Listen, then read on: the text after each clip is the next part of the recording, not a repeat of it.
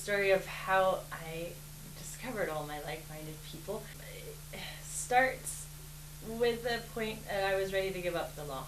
After 10 years of practice, I just couldn't carry the weight of it anymore. I found myself feeling like I was wearing a lead coat, and it was putting strains on my personal life, I just felt too disconnected. I didn't take it off anymore, the lawyer with the capital L.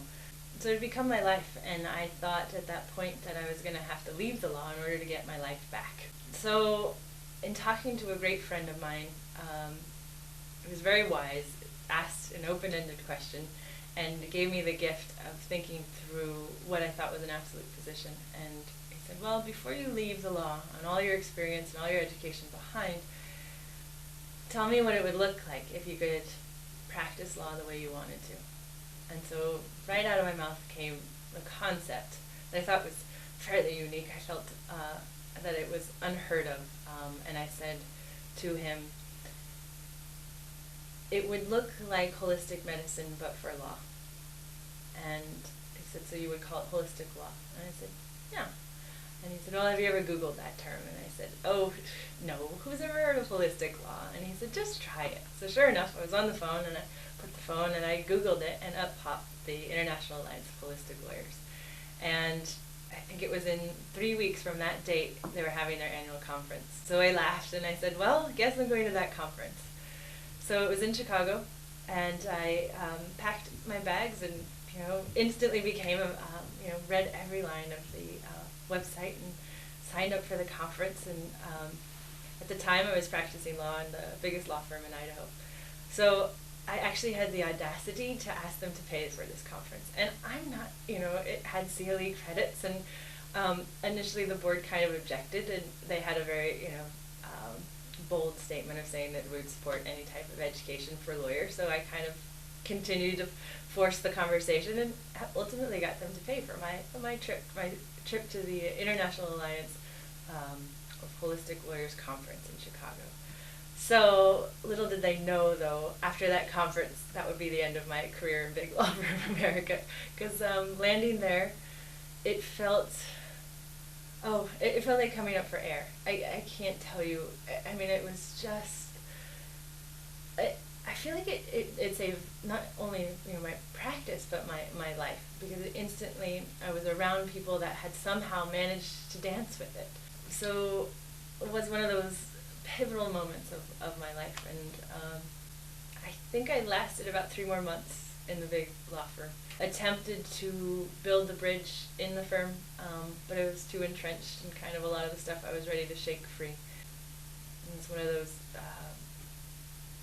it was a feeling of, once you come up for air, or you can't go back. I couldn't go back to practicing law that way, and that was kind of the expectation. So things started to align for me, and within 3 months I was able to leave and start my own practice. And there I was free to continue a dialogue, use this energy that I kind of tapped into with the Alliance, and bring it back to Boise, and start from that trip in Chicago. There was a collaborative practice group that had started here with 2 lawyers at the time. So came back and instantly, started talking with them and getting to know them a little bit better. So it's been a year full of a lot of growth ever since that conference.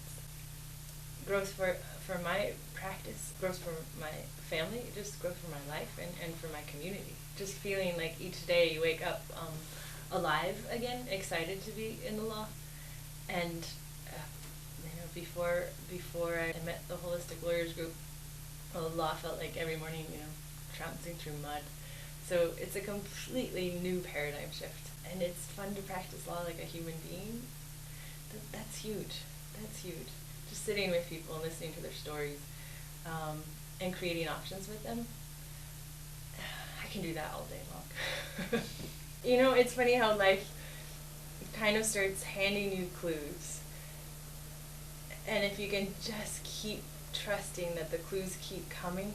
At that point of my life, that was really when, after the Christmas cookie event at the bankruptcy meeting, and taking the last piece of what she owned away from her, which was a computer. But it was owned by the company, which was bought by And that was my job to go and get it. And so after taking the last thing that she owned away on Christmas, and just, it ruined my Christmas. You know, here it was, I'm the one that ended up at the bank and handing it over to my client. I won.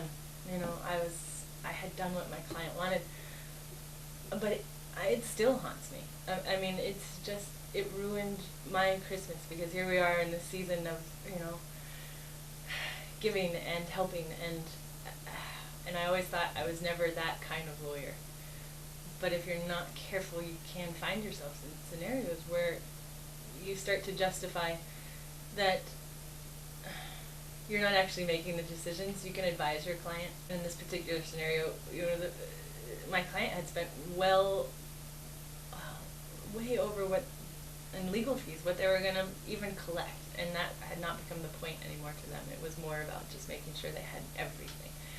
It didn't matter that they had spent twice as much on the legal fees as the asset they were collecting. And so it lost its point. I mean, it just didn't make sense anymore. And even though as a lawyer, technically it was a success, for days of Christmas,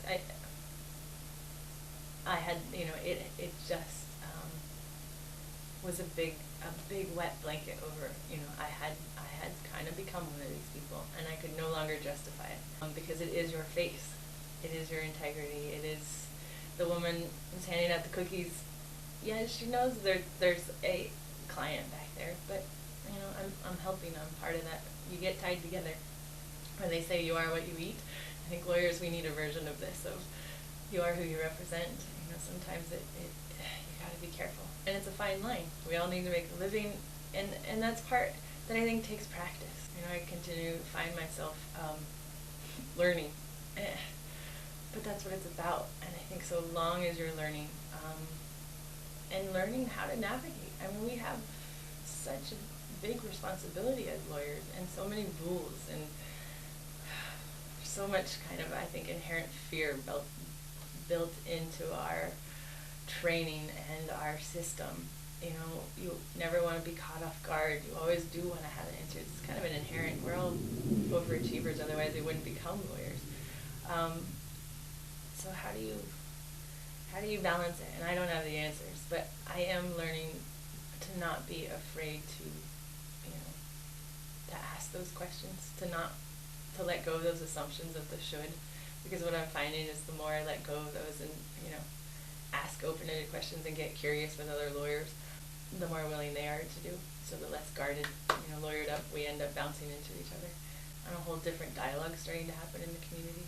Anyone that's ever been to a holistic lawyers conference knows that there is a high. You come off of those conferences, and the energy that you take home with you and back in your community is palpable. So I was literally coming right off of one of those conferences, and it was my first one, so it was just I was so alive. And I came bouncing back into my community and bouncing into other lawyers that thought, wow, I want what you have. And so it was just this inherent dialogue that started to happen, because the shift in me was so visible. I went from being a shell of a person to, oh, like, you can pull it all together, guys, and came back, you know, kind of wanting to share what I had found with everyone.